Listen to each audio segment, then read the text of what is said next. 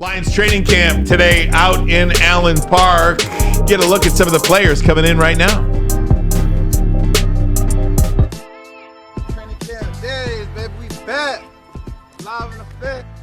You already know what time it is, man. It's that time of year again. Get back in the building. Get going with the guys. Get the chemistry back going. It's good to be here. Another one. Locked in. Loaded. Back to business, baby. Training camp number one for me and my dog. Training camp number one for me and my dog.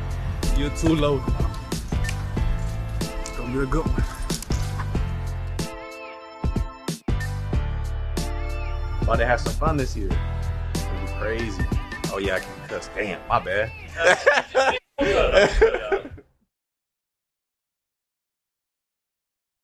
As has become customary, every start of training camp over the last 4 years, Dan Campbell doing down-ups. Are they up-downs or are they down-ups? Braylon, what are they? Up-downs or down-ups? We used to call them down-ups. He calls them up-downs. So are they up-downs? Up-down. Really? Up-down. Dang. Who the hell cares what they call? I couldn't do one. I know. He said, and he told Dan Miller earlier today, they have a training camp special tonight, that whistle was the quickest whistle he's ever had. He said he barely got off the ground, but hey, he's giving it a shot. Lions football, here we go. How about it, man? You know, It's something about it as a player. I guess as coaches as well. It's for everybody. Everybody has their own process, and when you think about whether it's fans as well, when you come in training camp and when it starts.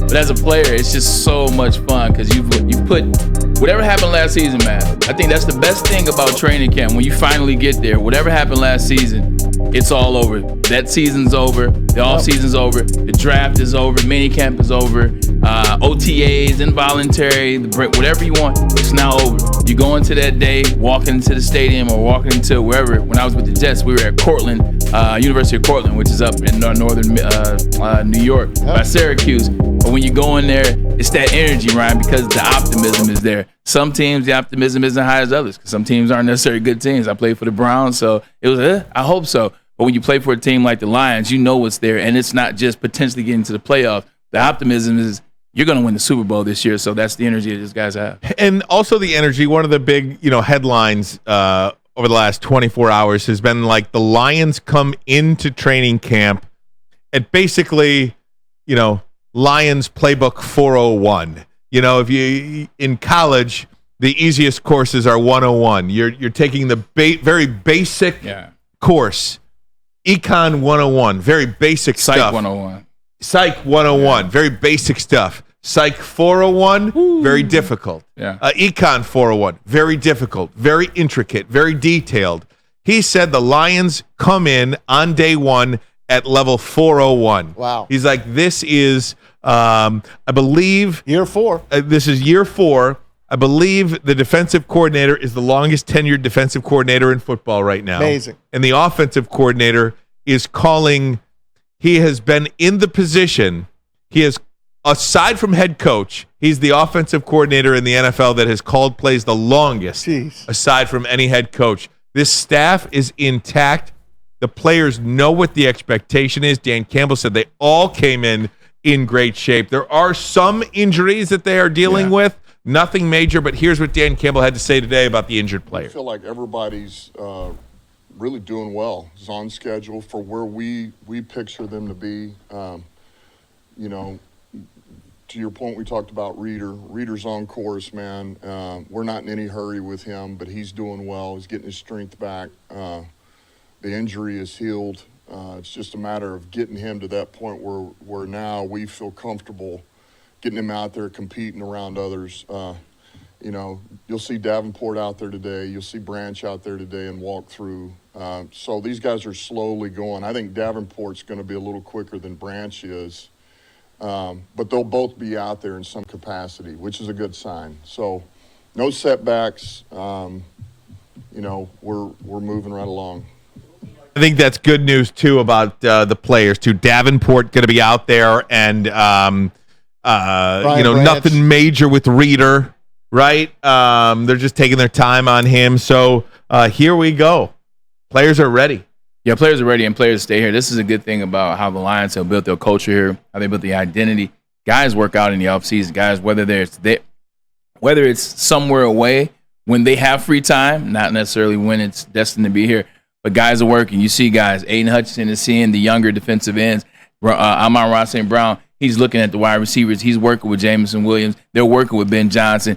Aaron Glenn is working with his defensive players. He's working with Jack Campbell and taking the next steps in year 2. He's working with Brian Branch, working through this injury. So this is going to be good for this team. Everything we talk about them is positivity, and it's the identity. It's the culture. And I know we keep saying this. I know you guys are tired of us beating a dead horse, but it is just that. It's a culture that they build here, and that culture is winning them games. Can't wait to see what they do. But don't worry about DJ Reader. Don't worry about Davenport, just them only going through walkthroughs. Don't worry about Brian Branch.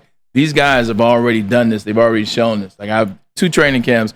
I came in and I didn't do things right away. One was I came off my ACL injury, and another time is I had a plantar fasciitis situation.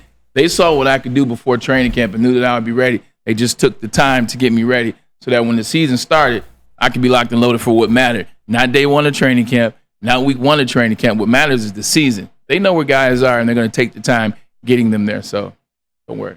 3 wins, 9 wins, 14 wins. Year 4. Ready to go, man. 12. They just follow the trajectory. Game extra 2 wins. Follow the trajectory. He counted 14 wins, playoffs. He counted playoffs. Yeah. Oh, you don't let me shut up then. Dan Campbell said too, like, this is the players team. He said when you first come in and you start year 1, you've got a bunch of younger players, some veterans, but a bunch of younger players, and everybody looked at the coaching staff as like the leaders of the team and looked to the coaches for how they wanted things done. He's like, at this point in our program, it's the players team now. He's like Sewell, 4th year, Amon-Ra, 4th year, Decker, Ragnow, Alex Anzalone, just naming all these players that have been in the program for multiple years now, coming into their own. Goff's team, it's Sewell's team. Look to those guys. They're all richer, too. They are, and they've earned that money, and they've also earned the respect of their teammates, too, by the work that they put in. And this was probably one of the biggest things that came out of today.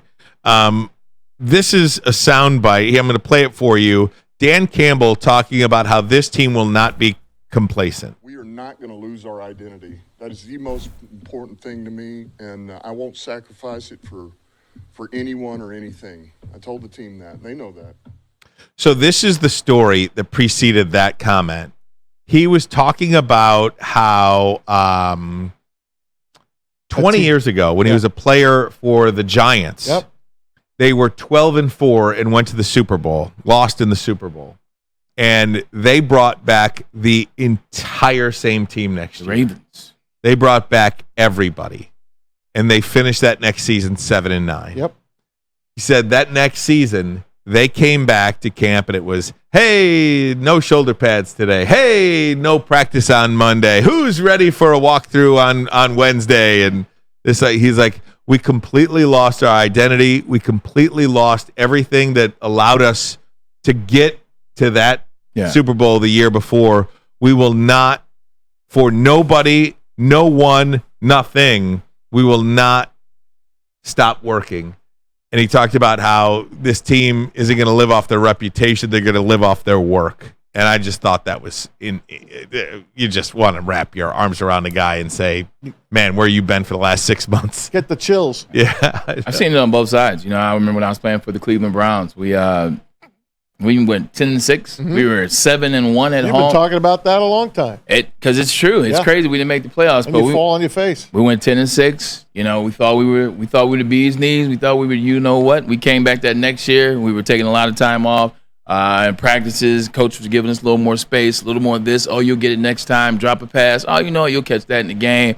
Forget the plays or things of that nature. And it was happening amongst both sides, including the special teams. And then next year we went 4-12. Like, it was an ugly year. It was a 4-12 year. On the opposite side, when I was with the Jets, we go 9-6 or 9-7, barely make the playoffs. We came back that off season, and you can see, like you're saying, Ryan, you can see the guys that have been vested. You can see the Darrelle Revises who are coming up on 3 years. You can see Nick Mango, who was coming up on year 5, year 4, DeBrickashaw Ferguson, Sione Poole, guys that have been there and kind of built that Jets team from when they were 7 wins into 8 wins into 9 wins into this one. So they were very determined when we would lose, when adversity would strike. They handled it different because they had been through it and they've gone through it together. So it was fun to watch, and I think that's what you'll see with the Detroit Lions. They may go 11 wins, but you'll see them handle things very professionally, and they win the North. We don't live off reputation. We live off work. That was the message to the team, Maz. Sweet, man. Hey, and this is a team that we know they have a first-place schedule. And back in the 90s, when the Lions would be very competitive and they'd come back with the first-place schedule, they used to fall on their face. But this isn't that team. I've told you already. 3 wins, 9 wins, 14 wins, including playoffs last year, and this is year 4. This team has been built for this. This team is built for the long haul. Not only do they draft well, they bring in free agents that they really believe in. This Amik Robertson, I think we're all going to fall in love with him. I really believe that's the kind of guy that they want. The Sione Vaki that plays 3 different positions. Those are the guys they draft. J-Mo, here we go again. Supposedly built like you-know-what right now. Looks great, strong as they come. Nick Baumgartner put out a tweet today from The Athletic. Look what he wrote, Rye, about Jameson Williams. Jameson Williams looks stronger through the middle, more explosive, with better body control in the air and near the sideline. If he had one hit the dirt today, I didn't see it. Literally looks like a different player from a year ago today. Not only did he say that, Maz, but I read a comment from Dan Campbell. Yeah. And we talk a lot about how we say that you could read between the lines how Dan Campbell talks about a player. He don't hide. The way he was talking about Jameson Williams, Braylon, was like, remember how we were talking about him negatively last year? 100%. It was insane how far he was going in the other category. High praise for Jameson Williams. He could have a huge, huge year for this football And if that team. happens, it's over. This is why you have to love when people are very honest with you. This is why you have to love when people tell you what it is. They don't sugarcoat things. They don't dance around things. And they just like, Ryan, you've been picking up on the energy of Dan Campbell when he's talked about Jameson Williams. I got to give you the most credit. For a long time, he didn't sugarcoat him. When he wasn't doing the right things, he said, hey, we're just, he's not where we want him to be. But you look at it, it's 2024. Maz, he got drafted in 2022 at 20 years old. He's already injured. He's dealing with fame. He's dealing with money. He's dealing with all. He's also dealing with injuries. He's dealing with not being a part of the team. Weighs heavy on your mental as a 20-year-old, especially when you're far from home for the first time. 2023, he's now trying to figure things out, but he has the gambling. Now he's 21 years old. And now he has last season where he figures things out towards the end of the year. They stick with him. The team sticks with him. Dan Campbell sticks with him. 2 touchdowns in the NFC Championship. And now you see that there's something there. Now you can see why they fought for him. And now you see the offseason. Dan Campbell has told you that every turn, he's the most impressive player in OTAs. He's the most impressive player coming back to training camp. And now everybody's seeing what they see. How old is he now? He's 23 and he's ready for business.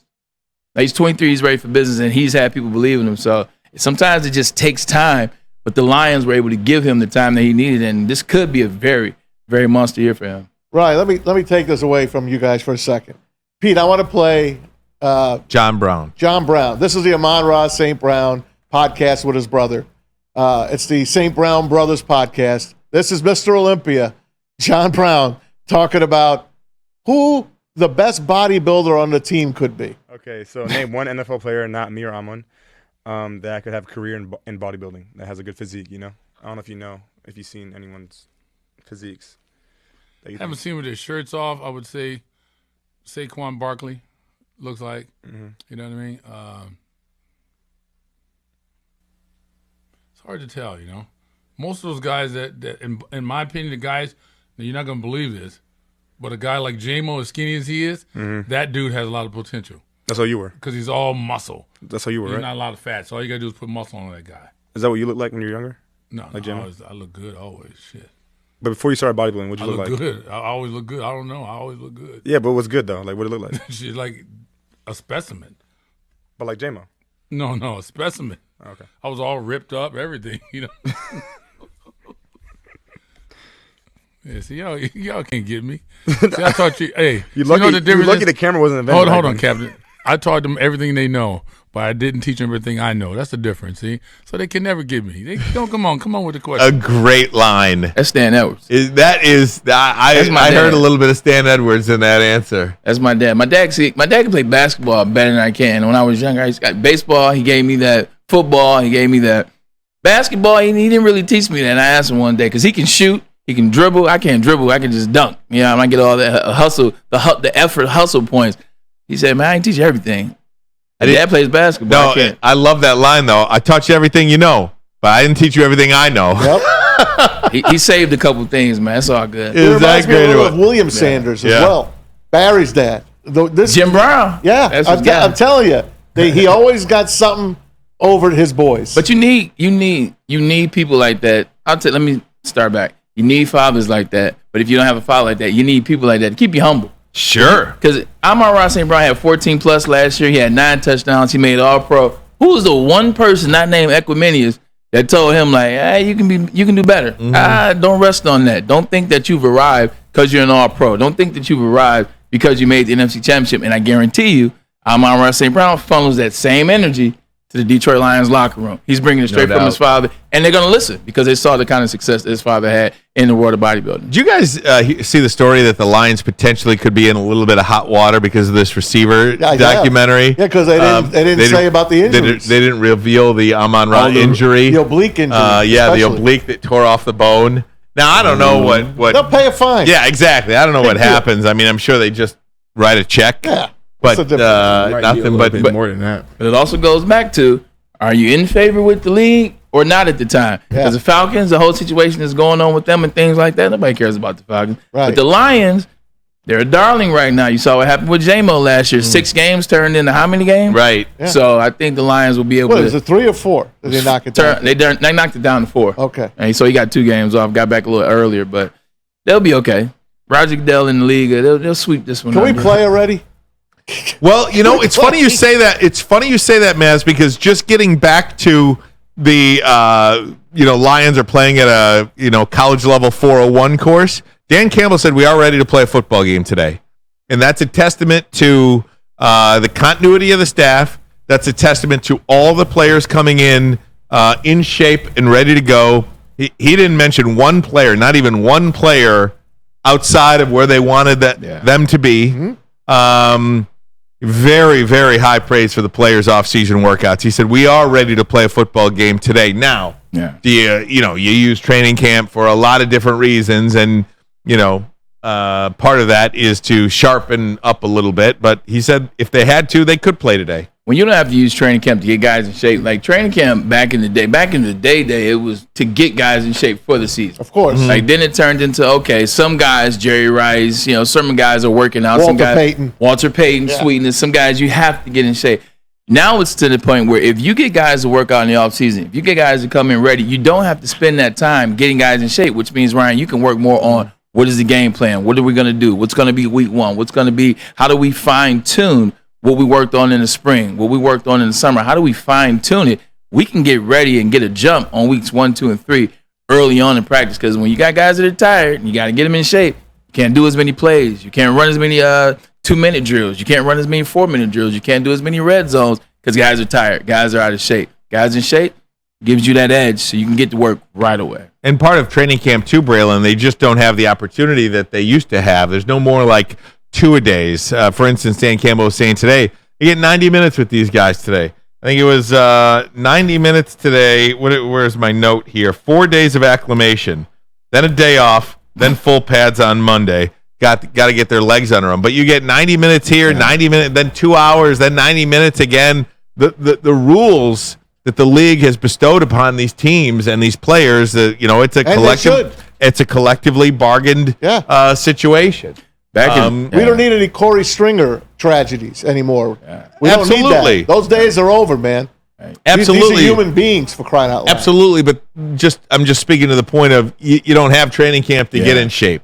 Correct. The 90 minutes isn't doing nothing. Now you're talking about being at the facility from 7 a.m. to 7 p.m. and doing 3 practices and doing all that. I understand that's taxing on the body, and you shouldn't do that. But at the same time, just the opportunity isn't there anymore. Yeah, you're right. It would take guys. It would take us a month to get for the season. It would take you a month to get your legs back after training camp. Like back in the day, when I was in college, the first couple of years in the league. Then they started going every other practice. We used to have like 32 practices Like 2 a day, 32 practices back in the day. That's what it was when you look at the schedule. Nowadays, it's a 1 a day, it's off a day. Then you can't do this, you can't do that. You can't have this many minutes in this particular time span. So it's good for them. But that means you got to be on your hustle in the offseason. You can't come in out of shape and use that time. You got to be ready. And I think that's where the Lions have been great. They've seen it.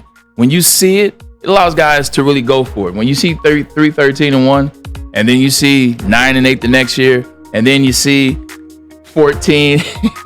When you see 14 that next year, man, it makes you say it works. Yes. What we're doing works, and you just keep subscribing and you keep subscribing. So that's what they got going for us. You can see it in front of you. They're this close in their mind.